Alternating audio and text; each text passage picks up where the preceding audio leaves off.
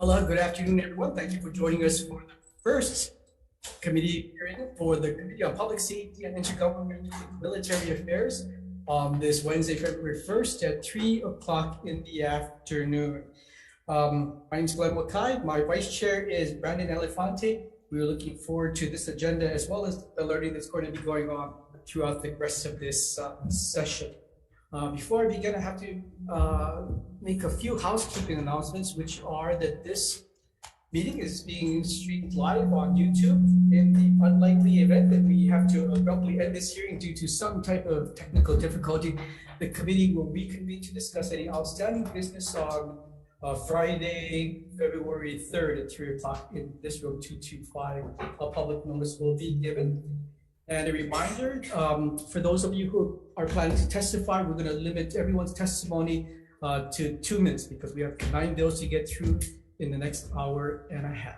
So those are the rules in which to govern our hearing this afternoon. And we're going to just jump in to Senate Bill 210 relating to criminal justice data sharing. First on our testifiers list is Tommy Johnson from the Department of Public Safety. Thank you, Mr. Johnson. Michael Vincent from the Department of Law Enforcement has submitted testimony in support. Philip Hodgson from the Department of the Attorney General. Yes, Peyton. That's all right. Pigton. Yes, sir. Good afternoon, Chair, Vice Chair, and committee members. My name is Philip Higdon. I'm the acting administrator of the Hawaii Criminal Justice Data Center. The Department of the AG Data Center, the Hawaii Criminal Justice Data Center, we commonly refer to the data center, has submitted testimony and we provided comments. But if I may, I would like to summarize what was presented in the testimony. The data center supports the data sharing and eliminating of data entry. But we do have reservations on creating a new repository. The data center is mandated by HRS 846 to be the adult criminal history repository. That's the priority of the data center. We believe if another repository were to be created, it'd be a duplication of data. Also in the testimony, I mentioned 2 committees that the Attorney General's, Department Attorney General actually participates on. One of that is the Hawaii Integrated Justice Information Sharing Program. That program consists of the majority of the departments and agencies that are listed in the bill. And if not all, the recommendations in the bill are already being addressed in what we refer to as the HIJUS program. I have spoken with the city prosecutor's office briefly today. We had a 30-minute meeting to discuss. I think we have different ideas, but we also have an understanding that we need to share data.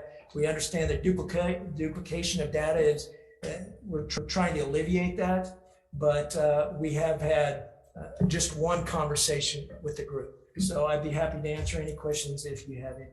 Okay, we're going to take questions at the end. Thank you.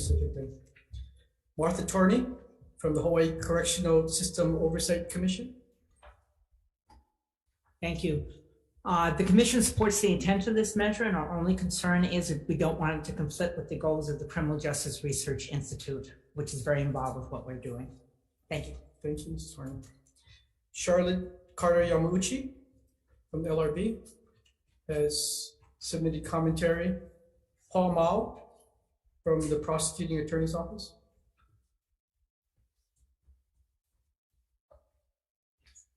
Good afternoon, Chair Wakai, Vice Chair Elefante, members of the committee. I'm here to speak strongly in support of SB 210 because, what's been clear is that oftentimes we have issues dealing with data sharing in the criminal justice system where agencies can benefit from the mutual sharing of important information between them. And we want to be able to streamline that process. And one of the ways to do that is get together with the respective agencies, police, prosecutors, the judiciary, and the mayor's office, the governor, to talk about the issues regarding what prevents data sharing and how we can make improvements to our system to allow for better data sharing between departments and agencies. One of the big questions that we have here with data sharing initiatives is that we have double entry systems that where, for example, the police or the judiciary enter it into their systems, and then all of this information has to get rekeyed in again at the prosecutor's office, by probation, folks, parole, other agencies that touch it. And so, that is a huge amount of labor that is unnecessary and redundant. And although I recognize that there are programs that have been tried in the past to facilitate data sharing and reduction of multiple data entry, we need to improve these systems in order to gain the benefits of having all the agencies work together, to be able to provide the best data possible for the protection of public safety. So for those reasons, I asked for your strong support of SB 210. Thank you, Mr. Ma. Linda Rich from the Women's Prison Project has submitted testimony support.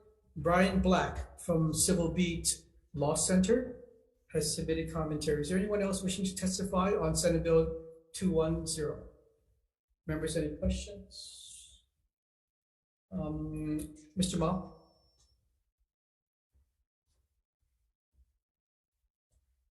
I'm looking at the AG's testimony, and Mr. Higdon also mentioned today that they already have a program called HIGIS, right? HIGIS, right? And that he believes that what we're trying to achieve with SB 210 is actually duplicative to that. So can we, all the things, I understand how we need to really have a cohesive data sharing, but can we do that through what is already in existence, or do we really need to have this group convene to share data properly? You're correct, Senator. There is in existence a system called HIGIS. I believe it's been in existence since 2009 for the purpose, of data sharing between agencies. However, through that long history, it's been shown that there's still problems that need to be addressed, between interagency communication. So we do believe that creating a new work group to address some of these problems is necessary, so that maybe there can be recommendations and improvements to HIGIS. Maybe there's issues dealing with resources that are being or not being provided to them. We're not seeking a separate repository different from the AG and the Hawaii Criminal Justice Data Center. We would like to work with them. We would like to support, HIGIS as part of the solution in providing this improved communication. Okay, but you think that this group is necessary, that HIGIS in itself and how they're structured cannot come to the same conclusions that your group would come up with? I think we would benefit by having a working group to address problems that are existing between the agencies. Senator Fukunaga? Just one follow-up question is, have your agencies been, undertaking some level of coordination and data sharing plans in recent times? Because the LRB comments on this bill talk about how LRB is not really set up, to staff this type of working group. But in the past, I think Senator Wakai was part of this initial working group on broadband that we did many years ago, in which we asked the Office of the Legislative Auditor to provide support to the first broadband working group, and that actually worked pretty well. They had the capacity to contract for additional staff if they needed to provide support to a working group that would ultimately provide, recommendations both for the legislature and the executive branch. It's hard to speak to this part, but we think that it is constructive for us to get together, major stakeholders, the different agencies, to kind of discuss problems that we've already experienced dealing with data sharing, and then try to work on solutions for each of the problems that we've already identified. And so having a working group together, we believe would benefit the state. Members, any further questions? If not, thank you, Mr. Ma. Thank you. We're going to move on to Senate Bill 223 relating to probation. First on our testifiers list is Tommy Johnson, Public Safety. Okay, testimony support. Rob Miley from the Judiciary.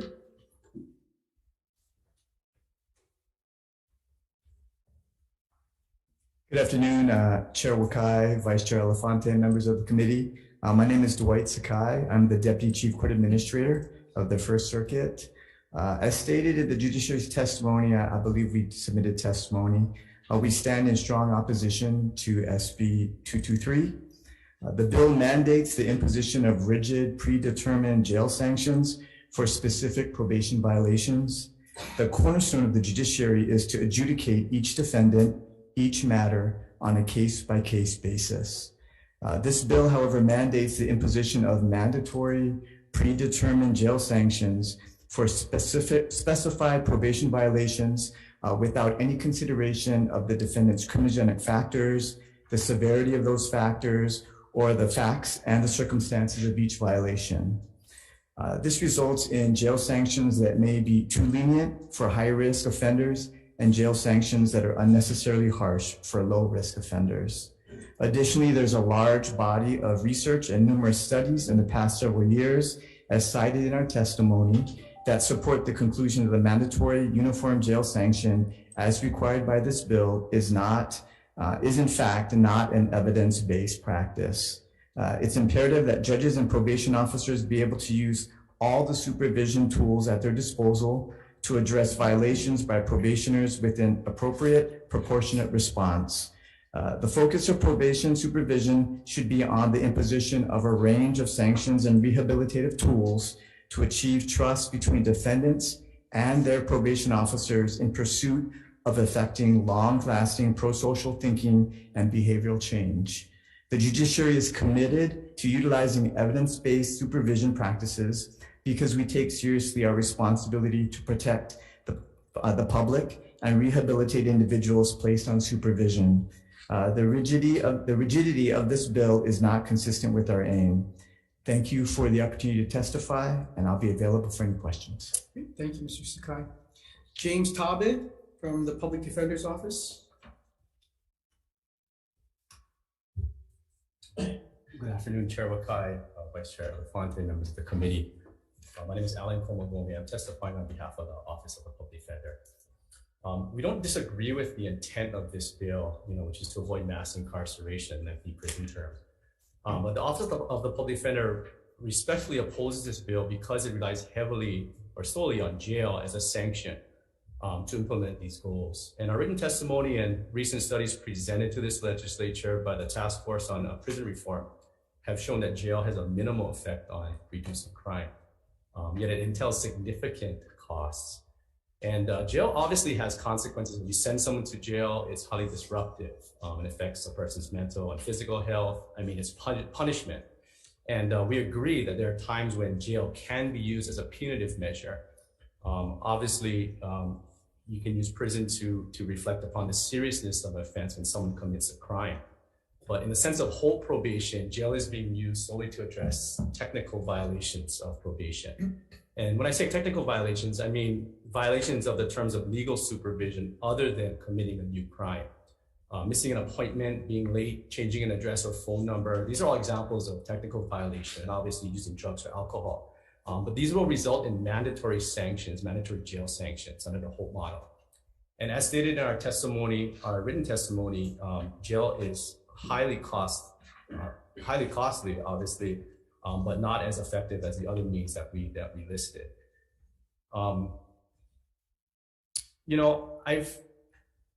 I've seen firsthand periods of success when Hope worked under Judge Ong.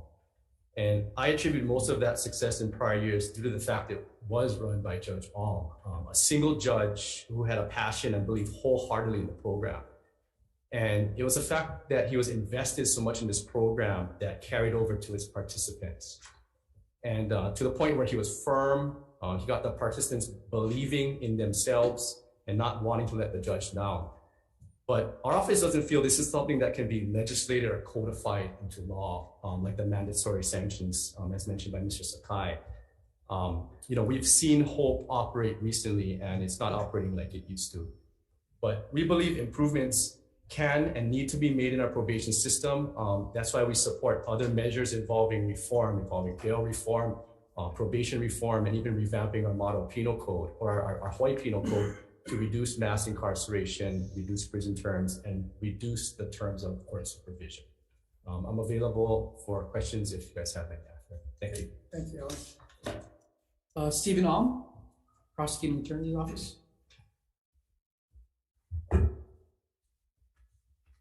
Good afternoon, Chair Wakai, Vice Chair Elefante, members of the committee.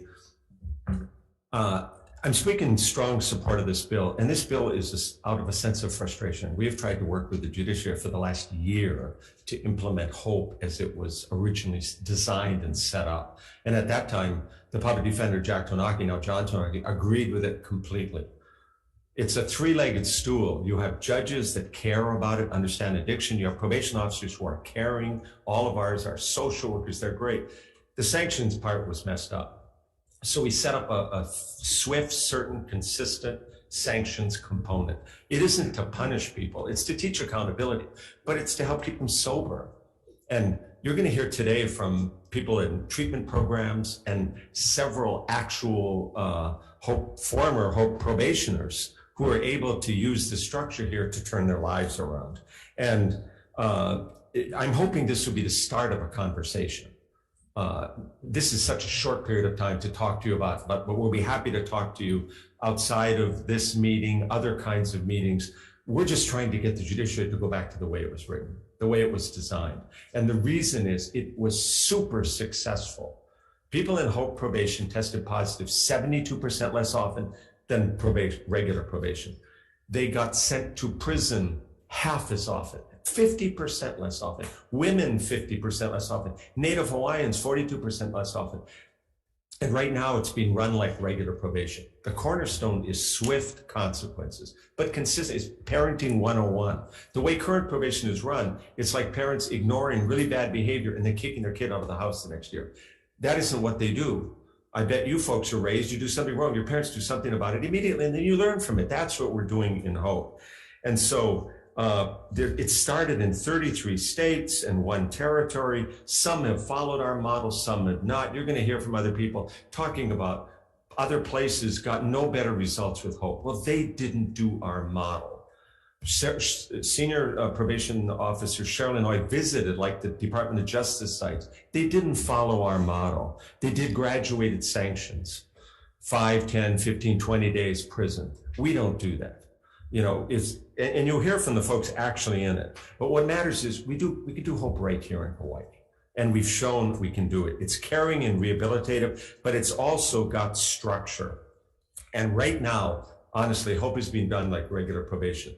Test positive, you leave, get in your car and drive away. That puts the public at risk. Sex offenders who maybe molested a kid, well, he's caught at a fun factory. In HOPE, it would be an immediate bench warrant and served by the U.S. Marshals Fugitive Task Force because we set it up. Right, that would automatically happen. Right now, that doesn't happen. You know, it's up to each individual PO, and they cannot get an immediate bench warrant like that. That isn't the way it works. And finally, people in HOPE got arrested for new crimes 55% less often. That means people didn't get their cars broken into, they didn't get assaulted, HPD didn't have to investigate it. That means more work for our office. So research works better. Jail as a sanction is tough, but methamphetamine is tough. And it's not like all these guys in HOPE had great jobs, great relationships, and happened to get high and were sent into jail. They used, and they got 2 days. Their lives are being destroyed by probation, by drugs right now. And we're helping them get their lives back and they make better choices. So I thank you for giving me a chance.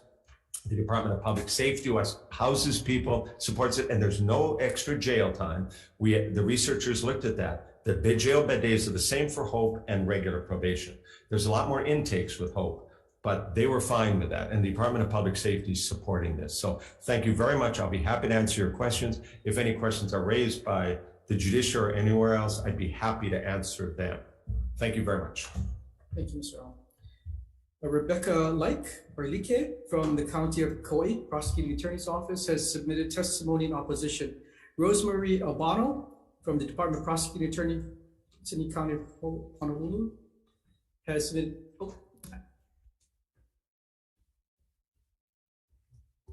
Good afternoon, Chair Okai, Vice Chair Elefante, and committee members. My name is Rosemary Albano. I'm Assistant Director to the Victim Witness Kukula Services with the Prosecuting Attorney's Office. I am also a former Adult Client Services Probation Officer, last having served as supervisor to the Sex Offender Unit. I firsthand know the difference in the effectiveness of hope probation versus probation as usual. I stand in strong support of Senate Bill 223. The intent of applying hope is to high-risk offenders, high-needs offenders, and or those who have committed egregious crimes such as sex assaults. As Prosecutor Alm pointed out, we would like to be able, or I would hope that the probation office would be able to sanction an offender who's at Fun Factory, whose condition states no contact with minors. That signifies some sort of instability that's occurring, and through immediate sanctions and work by a social worker as the probation officer and working with a therapist, together they can work with a probation officer for long-term change. I think in relation to parenting, again, as Prosecutor Alm mentioned, punishment in itself doesn't work or is less effective than a consequence with counseling. Lecturing in itself is less effective than both consequence and discussion and all that good stuff. So I stand in strong support of SB 223. I thank you for the opportunity to testify. Thank you, Mr. O'Connell. Alan Johnson from the Substance Abuse Coalition.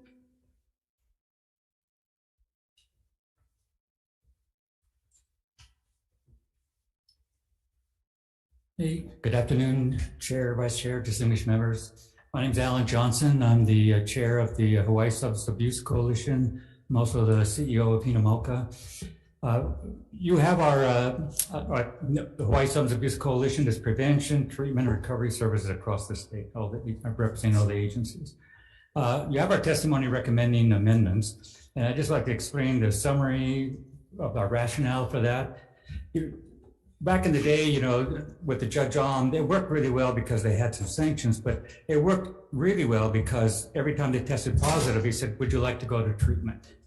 And they went to treatment, and so many went to treatment that contributed a huge amount to their success rate. So it's seen as both compassionate as well as having consequences.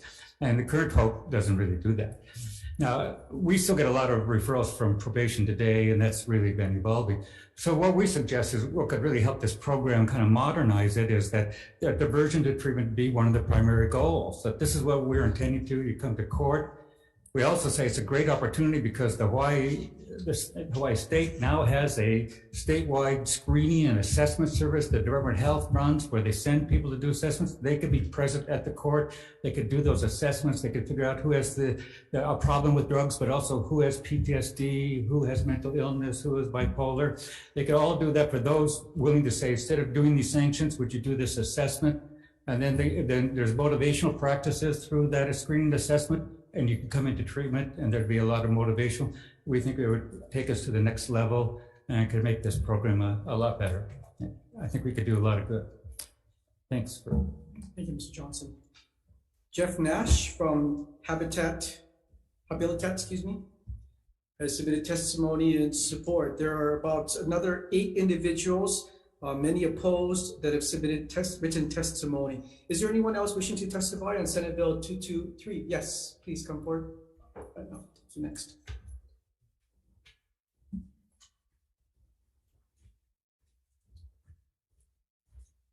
Aloha, Kayaka, Chair, Vice Chair, and the Public Safety Committee.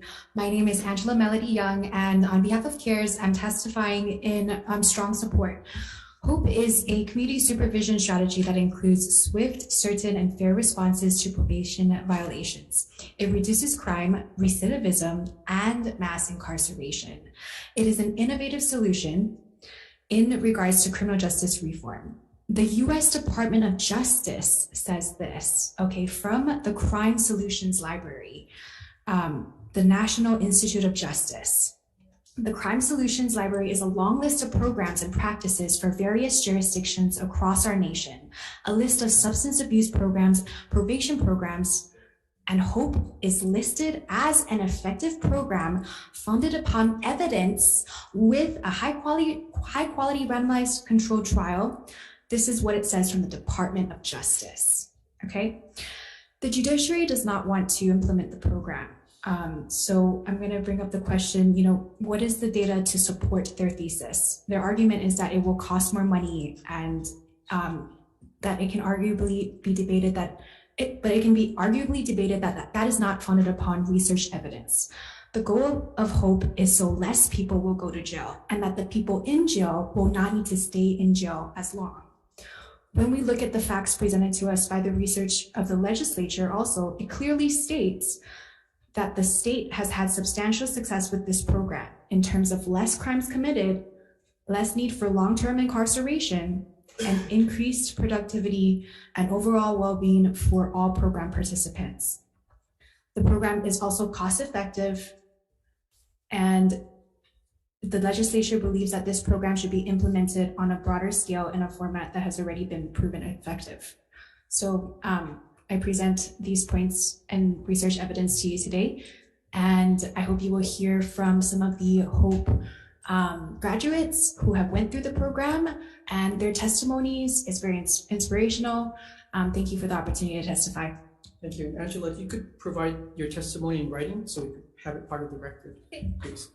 Before I go to that gentleman, I'm sorry, I didn't realize that Jeff Nash from Habilitat was online. So welcome, Mr. Nash. Thank you, Mr. Chairman, Mr. Vice Chairman, committee members. Thank you for allowing me to talk today. My name is Jeff Nash. I am the Executive Director of Habilitat, the largest capacity treatment center in the state of Hawaii. We've been operating for over 50 years and have worked with both probation and HOPE probation since its inception. And while I agree there are lots of hardworking people in the probation department, the reality is that regular probation works for some, but not all. And it's the ones that it doesn't work for that HOPE probation usually works very well for. We have had lots of people, especially back through the years when HOPE first started, that they just would never have made it on regular probation. HOPE, because of the way it was set up, they were leveraged into treatment, and some of the people would have been incarcerated for many, many years to come had they not have been leveraged into treatment. Now some of these people are running businesses, they're tax-paying citizens, and they're no longer part of the criminal justice system. I keep hearing about the cost of HOPE. The reality is what's going on now is costing a lot of money and a lot of problems for our community. HOPE worked. That's the bottom line. I don't know what's happened, since HOPE was first instated, but the bottom line is it's not working like it used to. It's my hope that we can give the judiciary more tools, more structure. Some of these people, they really need more structure than regular probation provides. And, the whole thing with swift consequences and leveraging people into treatment, this is how people learn what's going on now, especially after the pandemic. Everything's backed up and the probation officers are overloaded. The highest risk people need more structure. So we strongly support this mission to bring HOPE probation back to its original intended purpose. And along with that, Habilitat stands ready to work with the judiciary, with the prosecutor, and with the probation and HOPE probation to continue to serve our community. Thank you. Thank you. Thank you for joining us, Mr. Nash. Someone here wanted to speak on 223.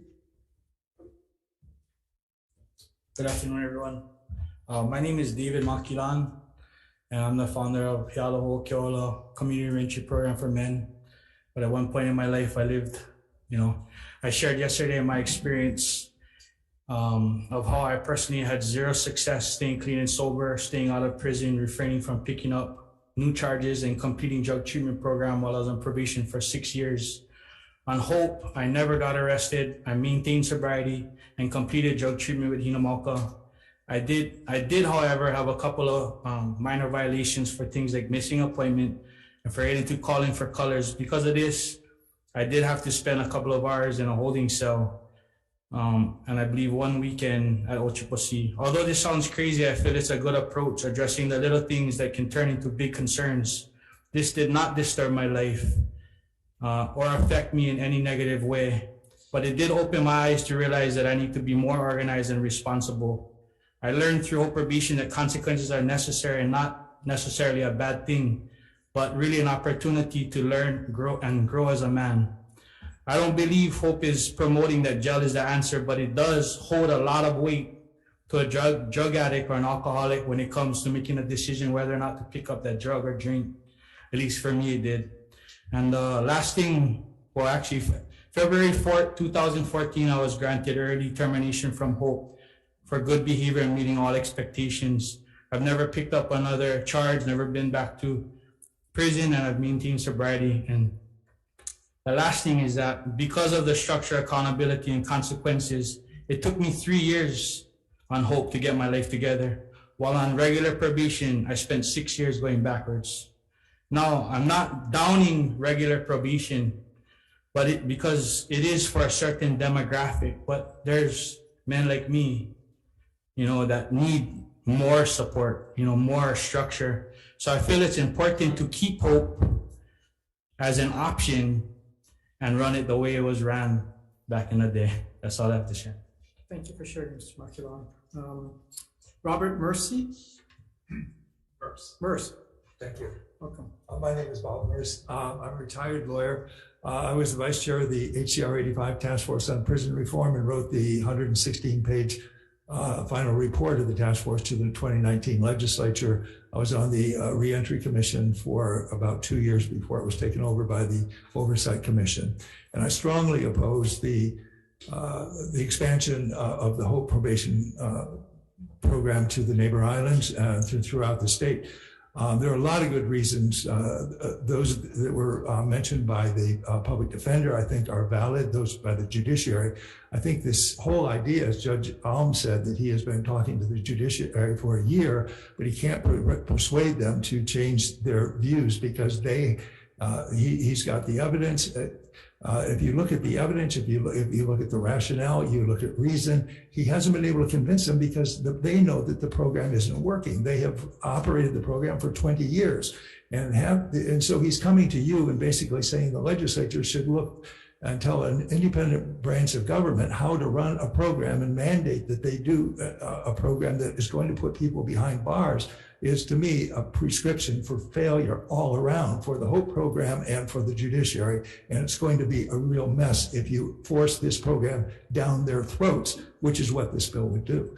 But I also want to say a few words about the cost because I've been very involved in the development of the new jail. The new jail is supposed to cost, according to Governor Ige, about $1 billion to build. And it has 1,300 beds, which means that the average cost per bed is about $700,000. In the 6-month period prior to COVID, we had 370 Hope probationers in the jails on average over that 6-month period prior to the COVID. So you're going to have to build at least 370 beds in the new jail at $700,000 a bed. It comes out to $286 million. Stated another way, if you reduce the jail population and the number of people you're putting in jail, get them into treatment and other modalities, you're going to save $286 million in the cost of the new jail. And once you build the jail, you've got to pay to keep the people in there. And it costs $238 a day. So if you have 370 people on average every day, it's going to cost you $80,000 a day to keep those people in there. And then you're going to have more judges and so forth. And the other problem is, could you summarize, please? Yeah, if I can just make one more point. We don't have the beds on any of the neighbor island jails. They're all overcrowded already. And if you increase their capacity, the number of people who are coming in, then I don't know how you're going to do it. Hawaii community correctional centers operating at 170% of capacity. Okay, put more people in there, and in Maui, it just what we don't have the beds to do it. So thank you very much. Thank you for your data, Mr. Merce. Kat Brady, Alliance on Prisons. Aloha, Chair Wakai, Vice Chair Elefante, and members of the committee. Kat Brady testifying on behalf of Community Alliance on Prisons.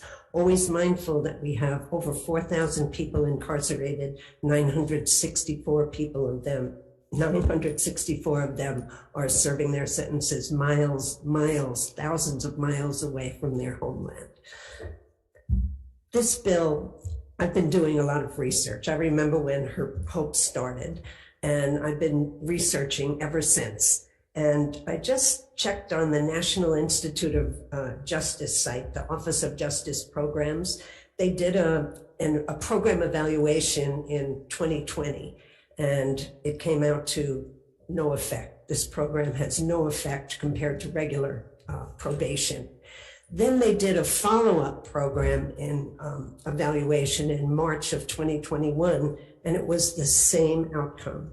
The program really has no effect. So we're really concerned that this is being pushed when it's really about putting people who have public health problems in jail to punish them. I think it is good that they send people to treatment, but there are other ways that we can actually do that. Hawaii currently has the longest probation of any place in the United States, maybe in the world, 59 months. That's a long time to be under surveillance. So probation definitely needs reform, but I don't think this is the reform we need. The University of Cincinnati did a research on hope, and they came out and said, you know, popularity is not how you should actually figure out that a program works. It should be evidence-based. You should look at the evidence, what's happening. And then there was research from 3 entities and Penn State University, and they came out with the same conclusions, that it's just not working. And evidence that's extensive, that shows a program's reliable efficacy, not popularity, should guide how we actually decide what programs we should have in corrections. So thank you very much for this chance to testify, and I hope that you hold this bill. Thank you. Thank you. Okay. Is there anyone else wishing to testify on Senate Bill 223? Yes, please. My name is Nicholas Johnston. Senators. I don't have a whole bunch of data or numbers in front of me, but I'd just like to give a short testimonial about my firsthand experience with Hope probation. I struggled through the regular probation system my entire life with drugs and alcohol, in and out of prisons, back and forth.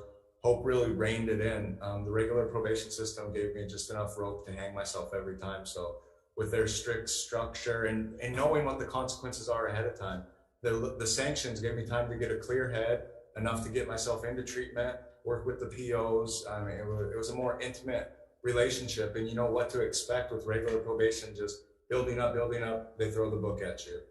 So Hope, from my experience, really changed my life around. I'm a now business owner. I work with a nonprofit also, Kealoha Okiola, and I work with men daily that are on Hope probation, and I'm showing them what I did to, complete the program, to get off of it. So not only did Hope change my life around, it also enabled me to help dozens of men, to also change their lives around as well. So that's all that I have to testify today. Thank you, guys. Thank you, Mr. Johnson. Is there anyone? Yes.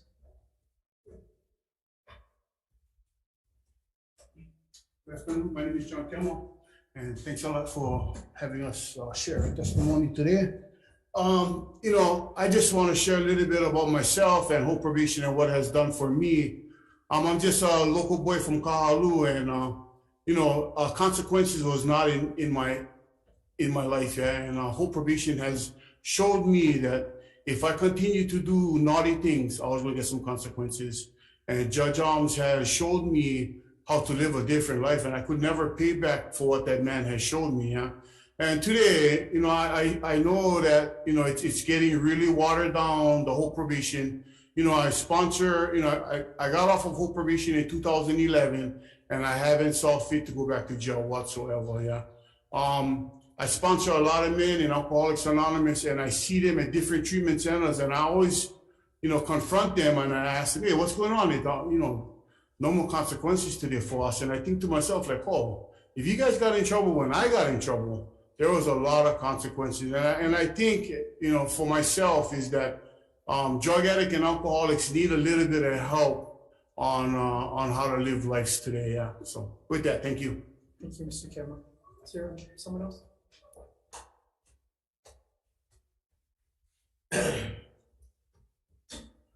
Welcome, me. My name is Tony Peely. I'm in strong support of hope probation. You're looking at living proof of success being on hope probation. I was on regular probation. Never worked. Easy to manipulate the system. I promise you. Seeing your PO once a month. No accountability. But on hope, once a week. Random UAs. Keeps the alcoholic drug addict from making that decision. Well, I'm gonna pick up and use. But if I do and I get caught, I go in jail. I work with Yalo Keola too. My position for this organization, I'm the director of housing. So we have our own residential program, and we have 6 clean and sober houses. I can see the difference of behavior on guys who's on hope and guys who's on regular probation. Big difference. The hope probation guys, they seem to be on their toes more, you know what I mean? And, like, everybody's saying when Judge Arms was the judge for hope probation, the thing was successful, right? Because he cared about me. He had a relationship with me. He knew when I was BSing him, and he knew when I was sincere. He actually cared, and he wanted the best for me. So that's what we need to do. Get on judge of that. Make the team of that. Care about the hope probation, you know what I mean? We aren't saying that, to me, regular probation, you baby them, you bury them. That's the truth. You know what I'm saying? Hope probation kept me accountable, kept me responsible, and when worked for me, I'm successful today because of hope probation and with the help of Judge Arms. Thank you for letting me share. Thank you, Mr. Peely. Is there anyone else wishing to testify in this measure? Yes. Good afternoon. My name is Tyrone Spears, and I am living proof of the success of hope probation. In my lifetime, I made some bad choices, and at that time, my life was in shambles. I was put on regular probation. My first violation consisted of not showing up for an appointment. I was immediately incarcerated for over a year for not showing up for an appointment. That set the precedence with my ability to manage myself on probation. One day, my PO notified me that I would be a good contender for hope probation. Hope probation allowed me to have a direction and structure to build upon that has been the pinnacle of my success today. And Judge like they say, he did have great rapport with me, but it was also the details of how probation works with consequences. It resonated with me. If I do this, I'm going to get this. If I do this, I'm going to get this. And that's what helped develop understanding in my young adult life that, I need to be accountable and I need to be responsible. So I'm in support of hope probation coming back.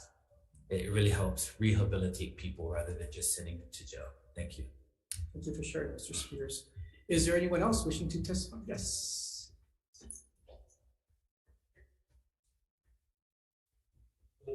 My name is Maximo Cotaro. I'm also a product of hope.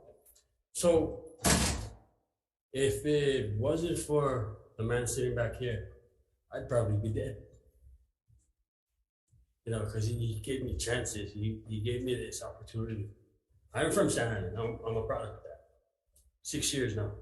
So, like my supervisor who just spoke before me, if it wasn't for hope, if it wasn't for that structure, the way it was, I wouldn't be here right now. I wouldn't be able to speak. I wouldn't be able to help. I wouldn't be able to help the next person that's coming up. I've been locked up many, many times. But with Judge Arms, he gives you this choice. He always gives you a choice. You rather go up or you want to go to freaking treatment. I always chose treatment. I mean, I was never successful prior to St. Island. But every time he gave me that chance, he never gave up on me. You know, so please bring it back the way it used to be. Thank you. Thank you, Maximo. Is there anyone else wishing to testify? If not, members, any questions? I have a question for the Attorney General. Sorry, Mr. Sakai? Oh, Judiciary, I'm sorry, not Attorney General. Oh, yeah. The testimony we heard this afternoon, I think, is very compelling.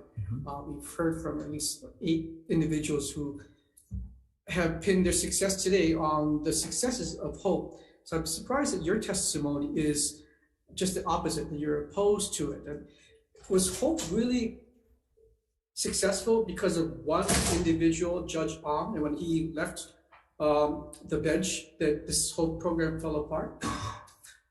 You know, I'm not sure if I can necessarily say that, but I do believe obviously there was impact, and I'm grateful for the success stories. What we are opposed to is the jail sanctioning, the only sanction being jail for people placed on hope. So we still do have hope. There is hope that exists in the judiciary in probation.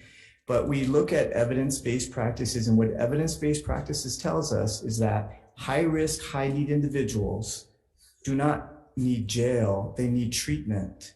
And that's what we're looking for. We're looking to infuse treatment, refer them to treatment, not to jail sanctions, because jail sanctions start off small, they've increased. I myself used to supervise people on hope probation, and there were long stints of people that spent time in jail for a minor violation, a technical violation.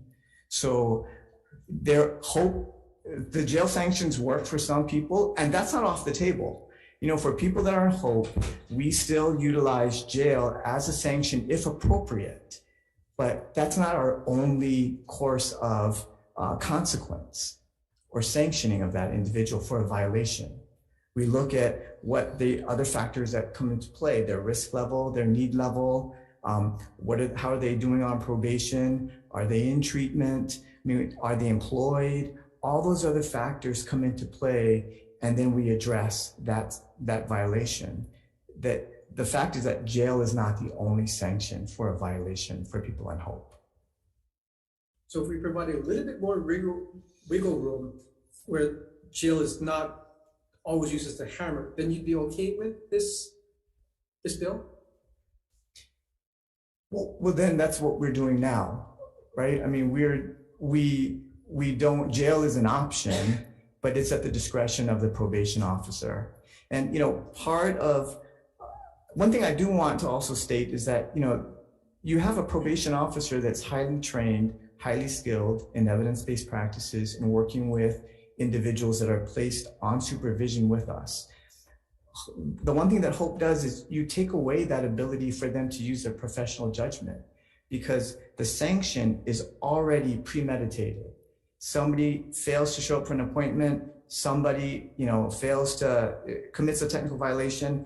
The PO has no, I guess in a sense, wiggle room or discernment to decide how to address that, because it's already scripted that I need to send you to jail, right? I need to send you to depending on whether they admit or not, 2 to 15 days of jail, if not longer. So what we have in place is where probation officers can use their professional skills, use that assessment, the risk, need, responsivity model that we utilize, and determine what is the appropriate sanction for this technical violation. Yeah, I just can't discount all of the testimony we heard today, all the successes that were achieved because hope helped redirect these lives. I'm just trying to figure out how, from the judiciary standpoint, is there a judge out there, Judge 2.0, that can help resurrect it and put it back in its, because I understand where we are now, but if we have the right person to lead this, I think that we could see the really positive stories that we heard today just do you have confidence that you have a judge that can pick up where Judge left off? Well, the judiciary's position is that we're looking, number one, at resources, right? That we already are down a judge, a circuit court judge. We're trying to make sure that we are, doing trials and addressing all of the legal obligations that we have.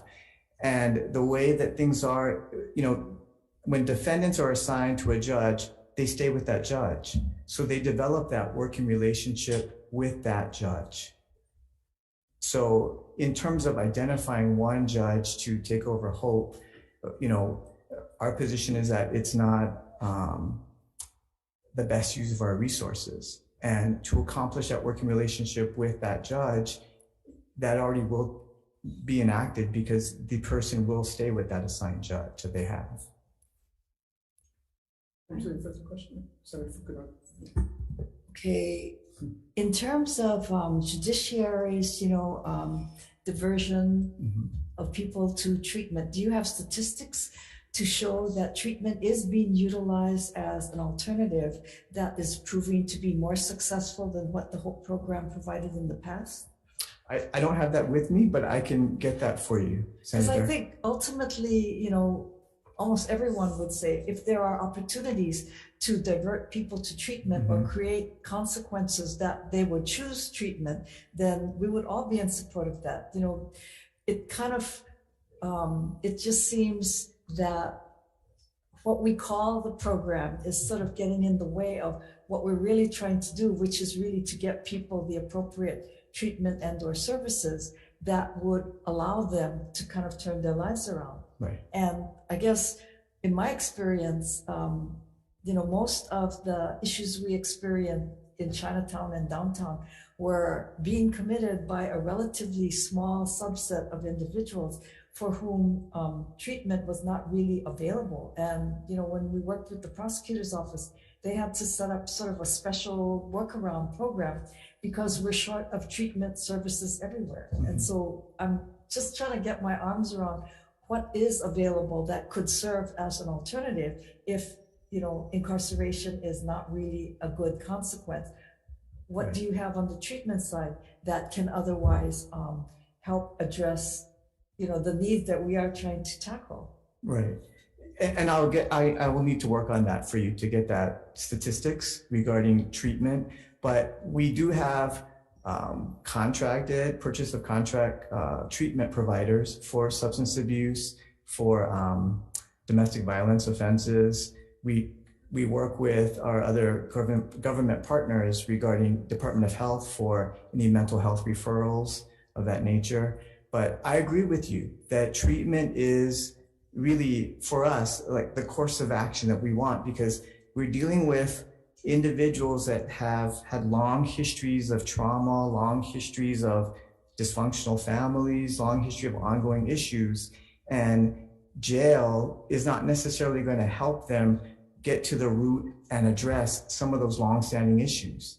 It's going to be treatment, right? Working with treatment providers to help them dig down deep, and to address some of those, what we call criminogenic issues that cause criminal behavior. So is the availability of treatment services a function of more funding, more staffing, more healthcare professionals? I mean, what are some of the missing elements? I think the goal is really to get judiciary, prosecutors, police, and everyone working together on some form of rehabilitation that we can agree is going to have a lasting impact. I think that's the goal for all of this, right? Sure. For me, in the history that I've worked in probation, I think that there is a need to develop more programs in our community that can address the needs of our clients. There are programs out there, but there's not enough.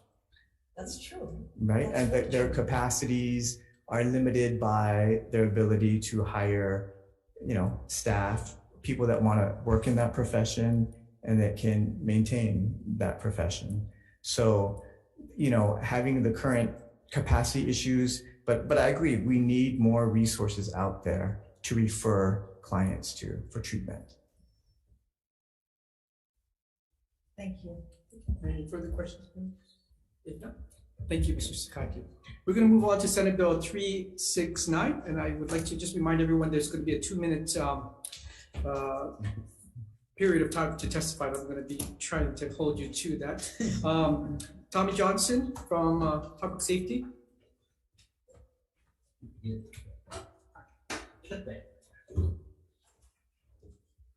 afternoon, Chair, Vice Chair, members of the committee. I'm Tommy Johnson, the Director for Public Safety. I'll just summarize my 3-page testimony if you don't mind. Sure. Okay.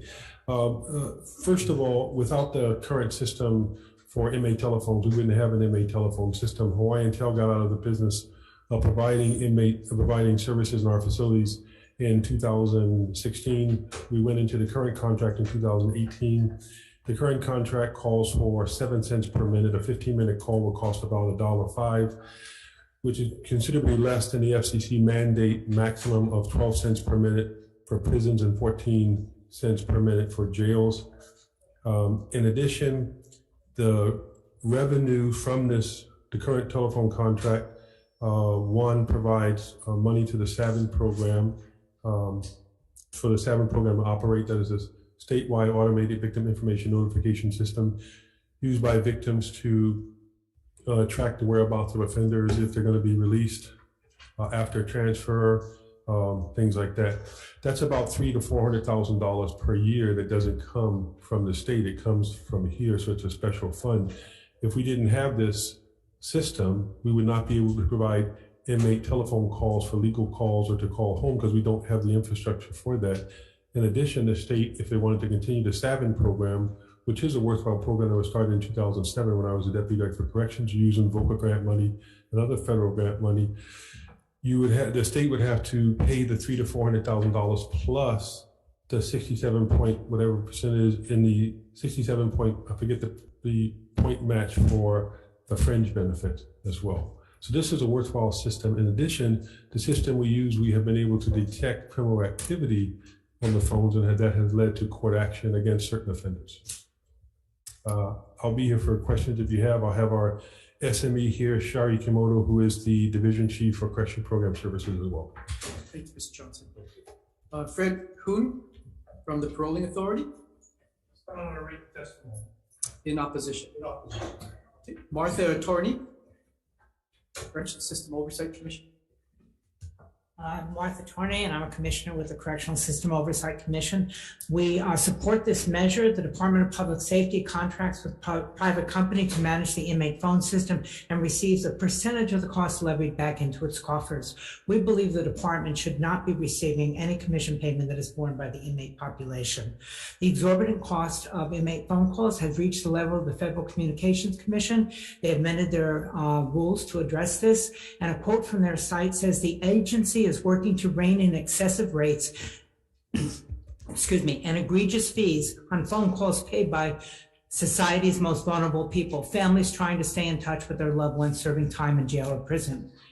But I also want to say is we have concerns about totally prohibiting the department from going into contract because they provide security services that then the department would have to bear, such as inmate phone blocking, so you can't call certain numbers like witnesses and victims and stuff like that. And we defer to Director Johnson to talk about that. Thank you. Thank you, Ms. Torn. That's all I have for in-person testifiers. So I should say that we have, okay, sorry, hi, Pamela. I didn't see that you were testifying in person. Sorry for the confusion. Good afternoon, Chair, Vice Chair, members. Pam Ferguson-Graydon, Executive Director of the State Crime Victim Compensation Commission, speaking in strong opposition to this measure. This measure undermines the funding for the state automated victim information notification system and ultimately will jeopardize the safety of crime victims in the community. The commission runs the Crime Victim Compensation Commission. In addition, the commission serves on the SAVIN Governance Committee and chairs it, and it guides the SAVIN program in Hawaii. The Governance Committee is part of BJA standards about how to run an efficient SAVIN program that was adopted by our state when this passed. The committee is comprised of county victim service providers and advocates, crime victims, technology experts, members of the criminal and justice community, and the commission's staff and executive director. The purpose of this committee is to ensure that the implementation of SAVIN is based on victim-centered principles, confidentiality, safety, and autonomy, while maintaining the balance between agency-level decision-making at the Department of Public Safety and broad-based input from participants and users of the SAVIN program, which does include victims and survivors. The SAVIN Governance Committee met the other day. They're against this bill because it will effectively, in the end, eliminate the SAVIN program. The SAVIN program was the funding for the SAVIN program, the special fund, was created in 2012. It was part of the Women's Legislative Caucus. And it was also part of the Justice Reinvestment Initiative, part of recommendations from the victim community in order to make sure that the justice reform that was envisioned by the Justice Reinvestment Initiative included looking at the needs and interests of victim survivors in the community. Because we really truly believe that you don't have justice and justice reform if you are not looking at the safety of victims and the community and survivors. That true justice reform really calls upon us to look at how we can best assist in an evidence-based ways offenders, and also how we can take care of victims, their right, make sure their rights are met, and rights and needs and the safety of our community is met as well. I think our testimony describes really what kind of impact this has on crime victims, what the situation was, the bleak situation for victims before this automated system enabled the Department of Public Safety and the Hawaii Paroling Authority to meet their statutory obligations to inform victims about offender movement, about escape. It told them about when there's a paroling process event that would call upon them to speak out of concern for their safety and stuff like that. So thank you very much. We urge you to maintain this important program and its independent funding source. Thank you, Pam. Was there anyone else wishing to testify on this?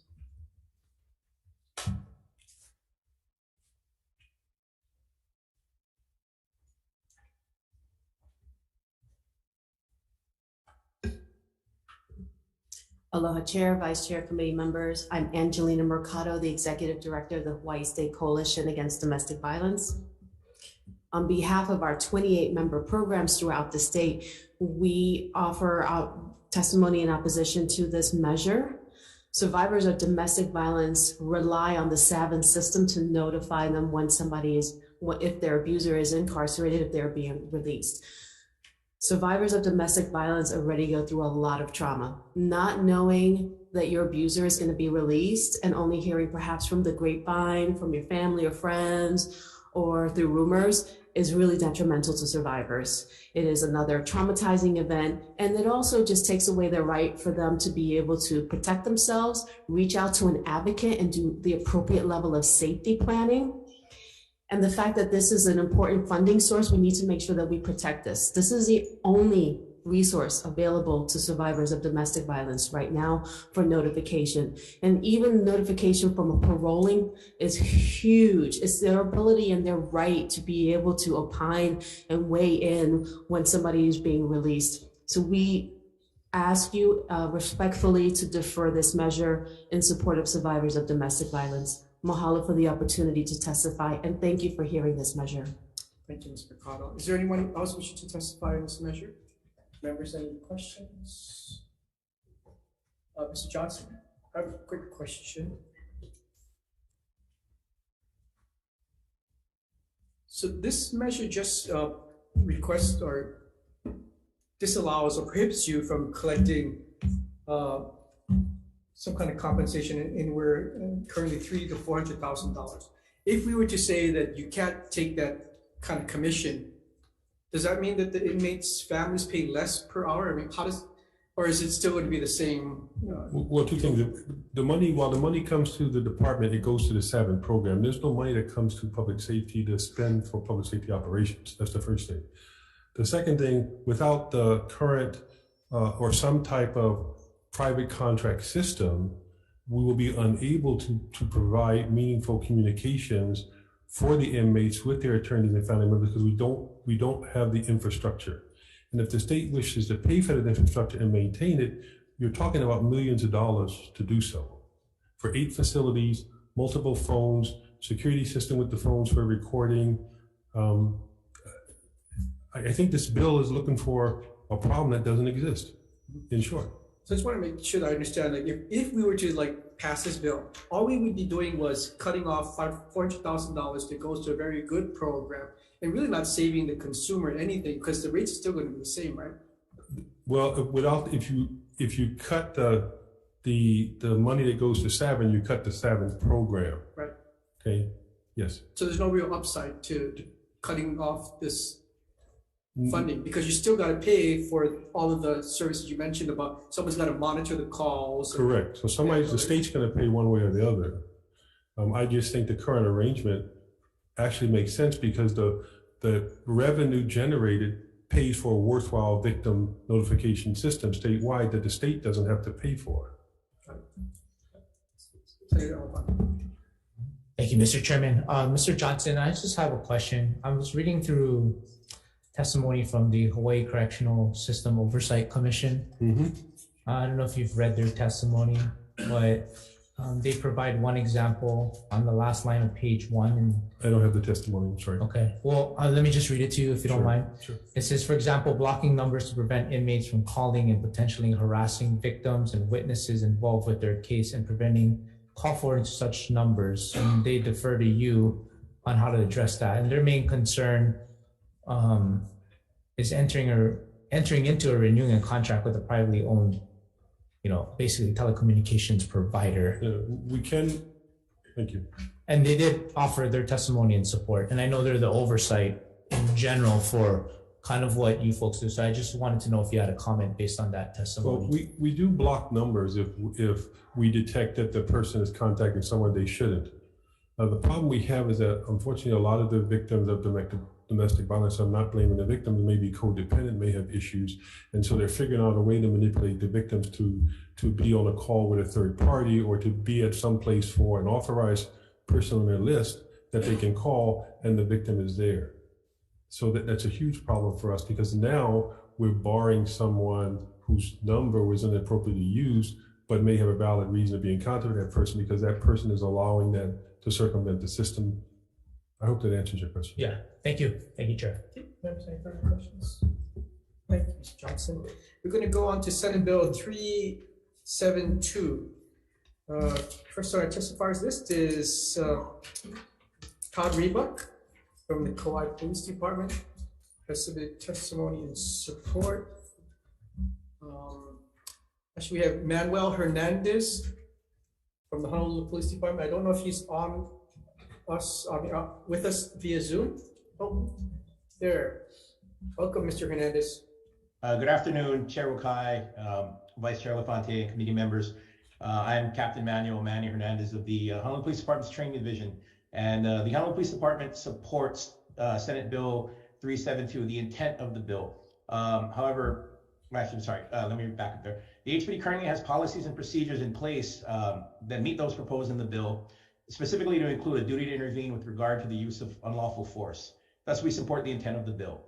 However, HPD, we have some concerns with the language as is written, specifically Section 2B. I'll paraphrase that a law enforcement officer who reasonably believes that another law enforcement officer is using or about to use unlawful force. So basically with the wording as it is now with about to use, current language as written, a law enforcement officer who reasonably believes another is about to use unlawful force is subjective in nature, as it would be difficult to codify what situation would be reasonable to believe said unlawful force is about to be used.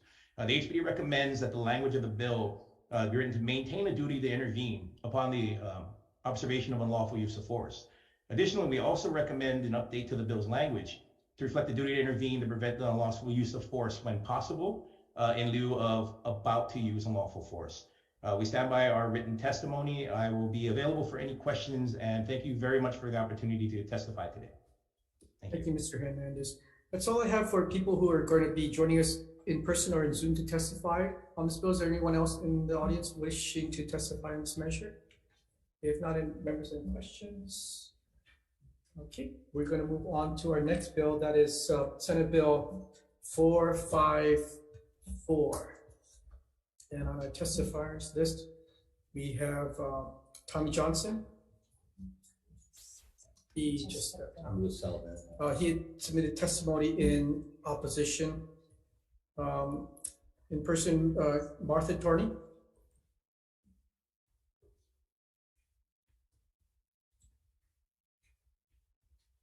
The commission supports this measure, which requires the commission to review the Department of Public Safety operating and capital improvements budgets and make recommendations to assure that the budget requests align with the state's commitment to a rehabilitative and therapeutic correction system. The commission would be required to inform the legislature of any recommendations that are not accepted by the department. The commission would be further required to advise the governor as to whether the department's expenditures fulfills the rehabilitative and therapeutic goals. In light of the responsibilities established by our law, this will allow the commission to more effectively carry out its established duties by ensuring that appropriate priority is given to programs, services, and strategies needed to achieve the therapeutic and rehabilitative model. Thank you. Thank you, Martha. Mr. Johnson, I called you when you stepped out. Would you like to testify on 454? Yes, I apologize. We forgive you. It'll be run. Okay. All right. So I'll summarize my testimony. The Department of Public Safety is in strong opposition to this measure. We believe the current budgetary process in place for us we do our budget, include our CIP request. It goes to Budget and Finance. From Budget to Finance, it goes to the Governor's Office. From the Governor's Office, then we meet with the committee budget analysts from both WAM and House Finance. So it's a completely thorough process. We see no reason to include another layer. And this bill appears to be a prelude to the commission providing authority over the Department of Public Safety. And we believe that the current process works. So why do we want to break something that's fixed? In short. Okay. Thank you, Mr. Johnson. Thank you. Kat Brady.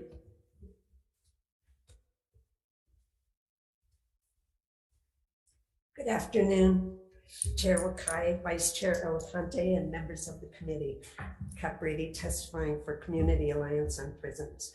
You know, this is really the Oversight Commission's mission, is to make sure that the goal of a rehabilitative and therapeutic system happens, so that we are no longer a punitive system, but we're actually looking to see people who have committed some wrongdoing in the community.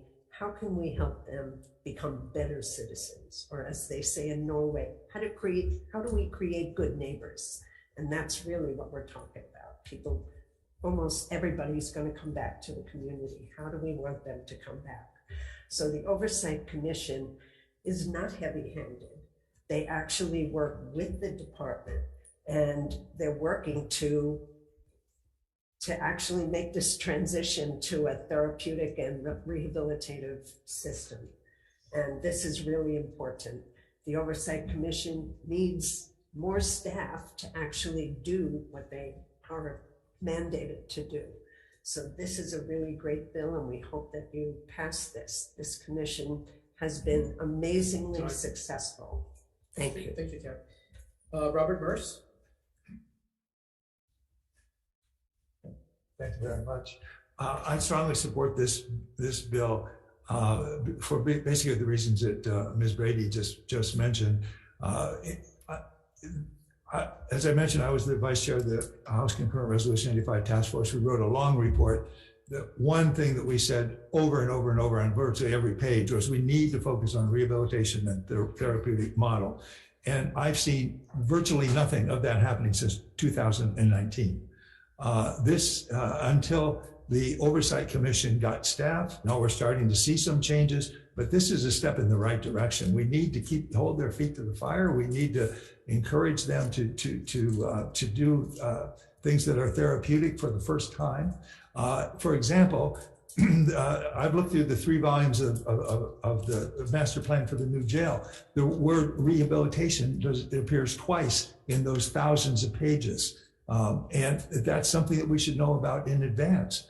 And if you look at the new jail that they're built, or the new expansion on the Maui facility, it doesn't have contact visits, and that is absolutely contradictory to a rehabilitative model. The sooner those things come out and we can address them, the better off we're all going to be, because we need to move in that direction very quickly. The time has come. It's a national trend. We have to join that trend. Mr. Mercer. Currently in the, I guess in the review process, as the departments are putting together their proposals for submittal to the governor's office, is the Oversight Commission briefed on what is going into the executive budget on the department's behalf? I can't answer that. I don't know. No. Okay. Thank you. Thank you. Fred Hoon from the Proling Authority. Stand on our written submission in opposition to. Okay, thank you. Anyone else wishing to testify on Senate Bill 454? Members, questions? Okay, we're going to move on to the next measure. That's Senate Bill 455. And I'm going to reduce our time limit to 1 minute, since we have 3 more bills to get through in the next 15 minutes. So apologize for that restriction. Tommy Johnson on 455.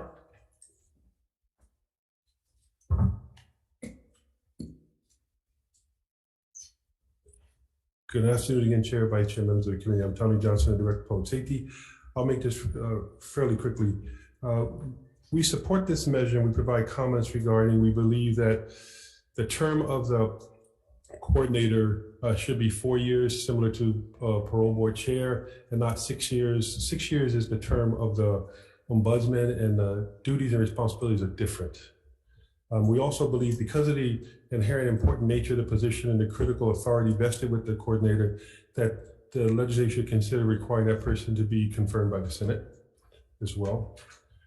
The portion of the bill that says that the public safety will allow additional unfettered access to the facilities, we have no problem whatsoever with that at all. That's all I have. Martha Torney from the Correction System Oversight Commission. Again, I'm Martha Torney. And the purpose of this bill is to achieve 3 things for the commission. The first is to extend the term of the oversight commissioner, the oversight coordinator to 2 years, from 2 years to 6 years. And staff longevity is very important to the to the success of the commission. I'm sorry, I'm having trouble with the dry throat. I'm stumbling over my words. The second is it allows the commission to go into closed meetings to the public to allow for discussion of confidential information pursuant to the investigation of a complaint. And this would put us in compliance with Chapter 92. And the third, it allows the oversight coordinator unfettered access to the correctional facilities, including entering without notice to inspect the site. I do want to respond to Director Johnson's comments about having the Senate confirm this position. First of all, the commission is a policymaking body, not the staff. The staff is the staff for us. And the Senate is responsible for confirming individuals appointed by the governor and other things, but we do not believe that staff is supposed to be go through confirmation. I heard your time. Jack Brady. Aloha. Thank you for hearing this bill.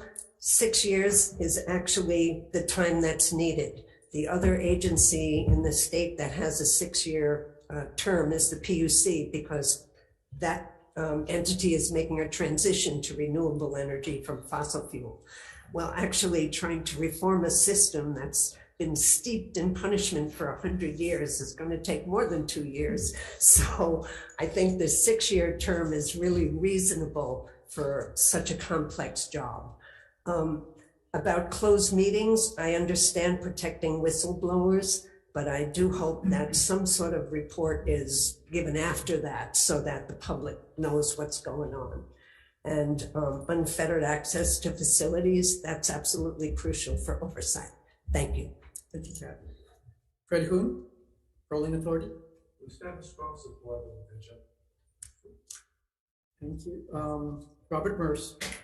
I'll stand by written testimony. I asked if you were excusing me. It's my wife's birthday, and I know Happy birthday. Oh, yeah. That's important. Thank you for spending time with us. That's all I have for in-person testimony. And members, any questions of those who are here with us? Okay, thank you. We're going to move on to the next bill. That is Senate Bill 786. I'm sorry, 708. Getting ahead of myself. I have Samuel Mitchell from Makiki Neighborhood Board, who has testified or submitted testimony in support. Alicia Baufuiti.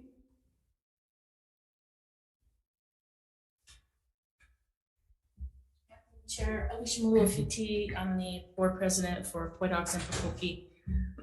I think we all know what the problem here is. I don't need to go into it, but I think what we want to see is a multi-pronged approach to address illegal fireworks. What this bill does, and I'm hoping the police department weighs in at some point, but what we were hoping is this special fund would be created to collect citations and other fines, to be able to go back to the police department and use those funds for enforcement and investigation. This idea of the citation is like a parking ticket. We all know who's throwing this stuff up. They're our neighbors.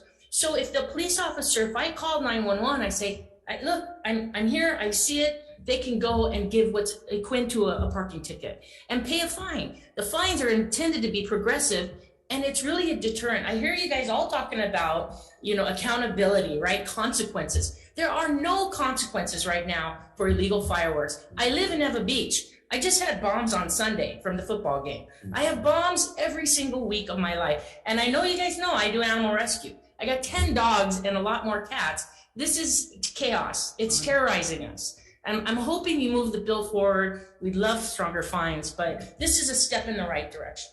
Thanks. Thank you, Alicia. I have on Zoom Michael Rice. Kira, do we have Michael out there with us? Yes, Chair. Oh, hi, Michael. Welcome. Aloha. Again, I'm Michael Rice. I do support this bill. I believe it is a good first step to helping reverse the chaos that has resulted because of the ban on fireworks. As she said, she experiences bombs every week. This, stuff that's supposedly banned. As I've said in my previous testimony, I believe that the permitting system itself should be done away with and instead just a tax at the retail level so that any fireworks coming in is already paid for and that money goes into whatever programs need to happen to help enforce it. Now, fines outside of the holidays, I can get behind. I mean, honestly, you shouldn't be firing things off just because it's a Tuesday or because your favorite team won the Super Bowl.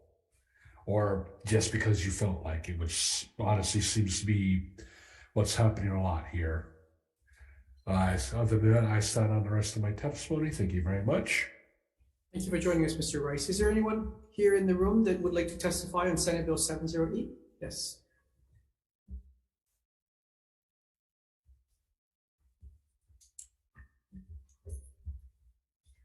Aloha, Kayaka, Vice Chair, and the Public Safety Committee. My name is Angela. I'm testifying on behalf of CARES. So we're in opposition of legalizing fireworks. Fireworks are extremely toxic to the environment. Fireworks emit ozone, which is also a greenhouse gas. It causes detrimental effects to animals. It kills animals. It destroys their habitat. Fireworks emit a cloud of smoke and particulate matter affecting the local air quality. And short-term exposures can aggravate lung disease, causing asthma, bronchitis, and respiratory infections. In people with heart diseases, short-term exposures to the smoke from fireworks has been linked to arrhythmias and heart attacks. Thank you for the opportunity to testify. Great, thank you, Angela. If you could submit your testimony in writing, that would be helpful for the record. Is there anyone else wishing to testify on Senate Bill 708? Members, questions of those who are here? Yes. Alicia, I don't know if you had a chance to gander at the Department of Law Enforcement's testimony. I saw it. Yeah, so looks like there's a loophole in here. Yeah, we can fix it. Yeah. That's all I wanted to know. Yeah, we need to fix it. We want the bad guys. Yeah. You love that, right?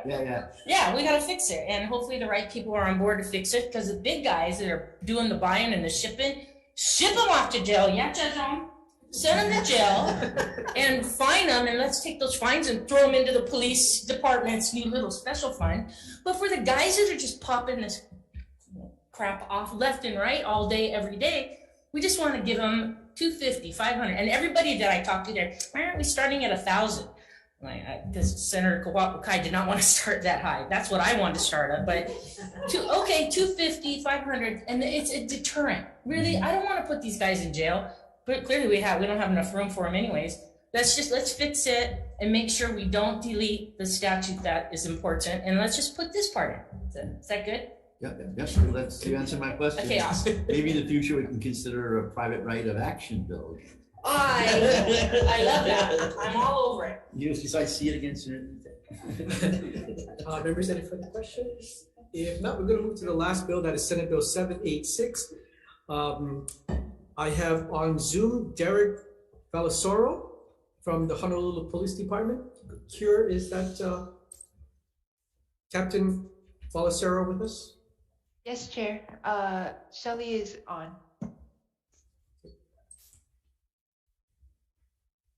Good afternoon, Chair Wakai, Vice Chair Elefante, and members of the committee. Captain Valaroso is unavailable today, so I will be stepping in for him.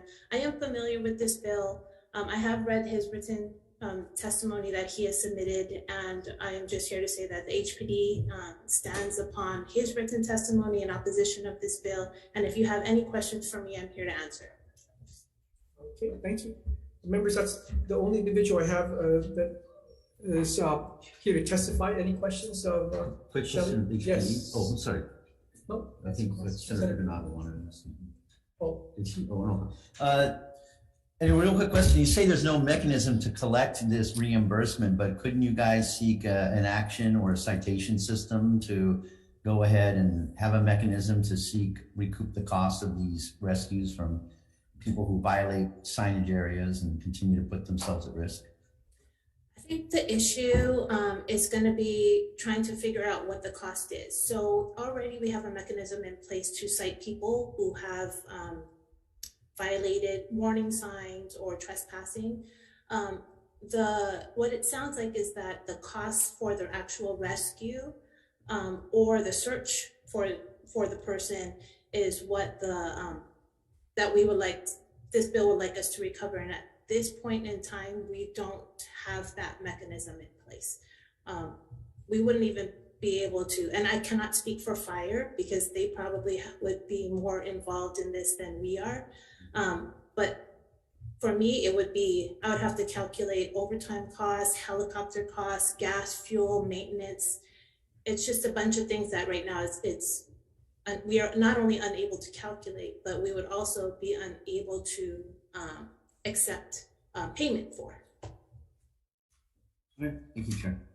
Thank you, members. Any further questions? Okay, we're going to break briefly prior to taking the vote.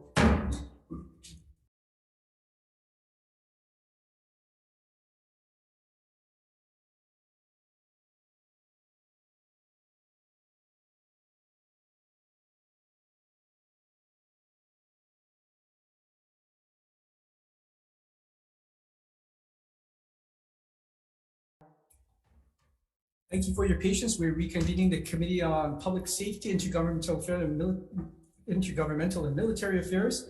We're going to take votes on our 3 o'clock agenda. The first measure on this agenda is Senate Bill 210 relating to criminal justice data sharing.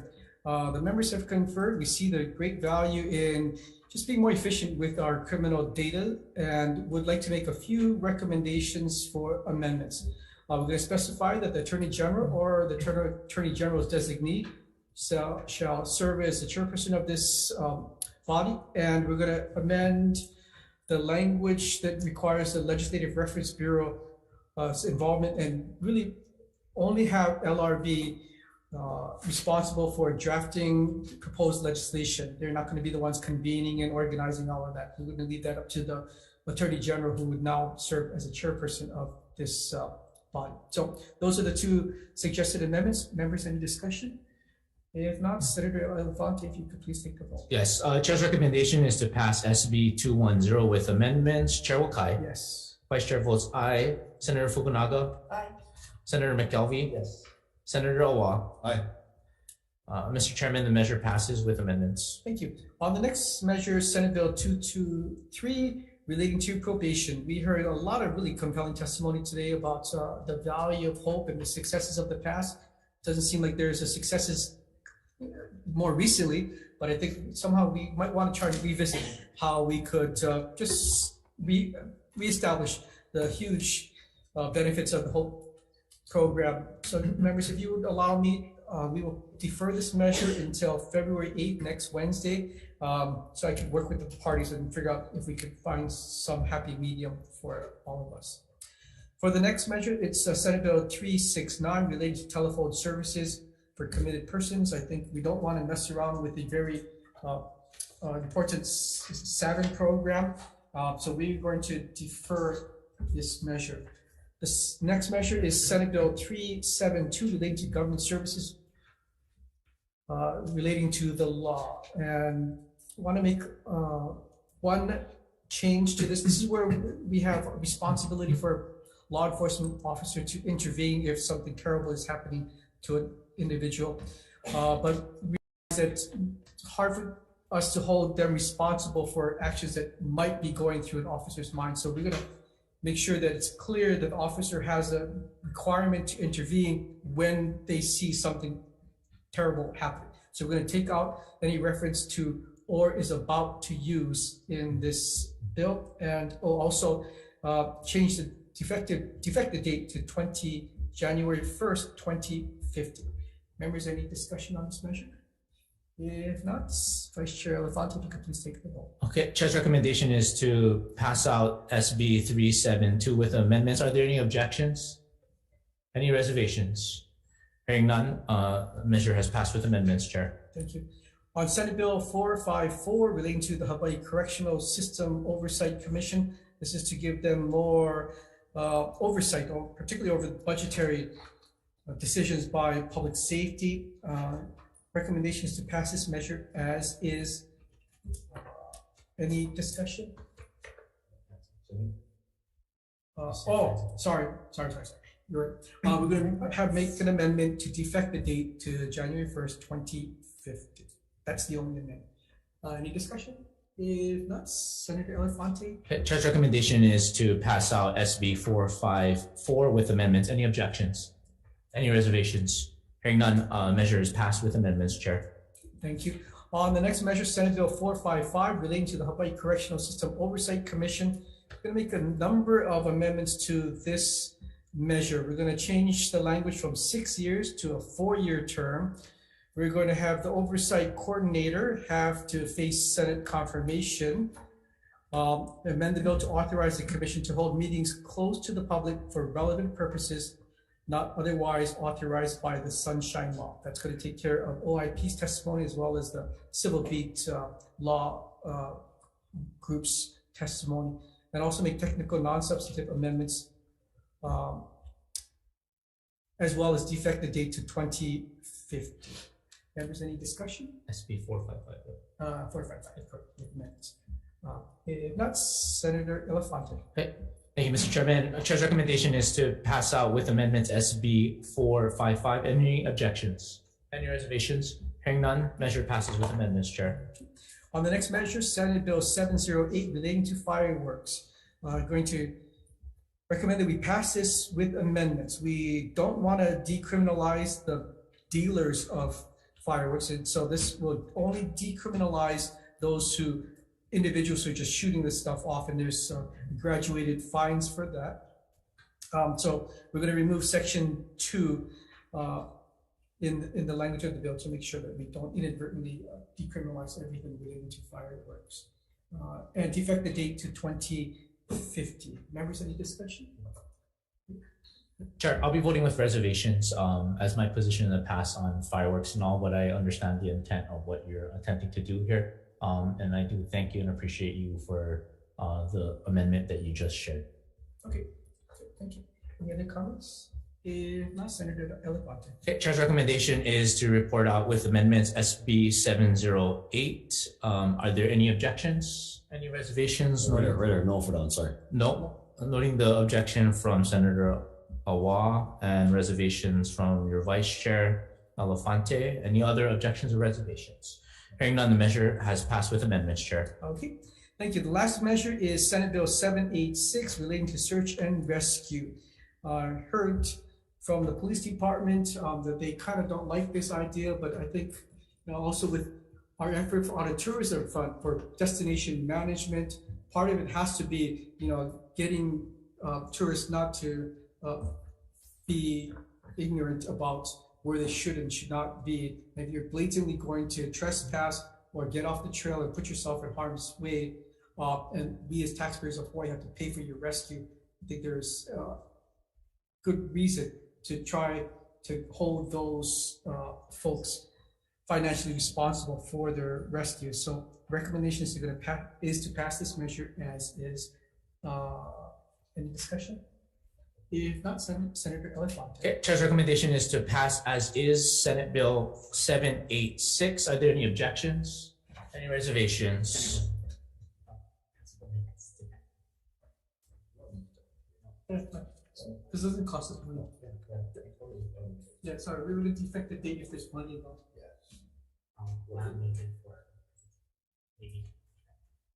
Oh, okay, sorry.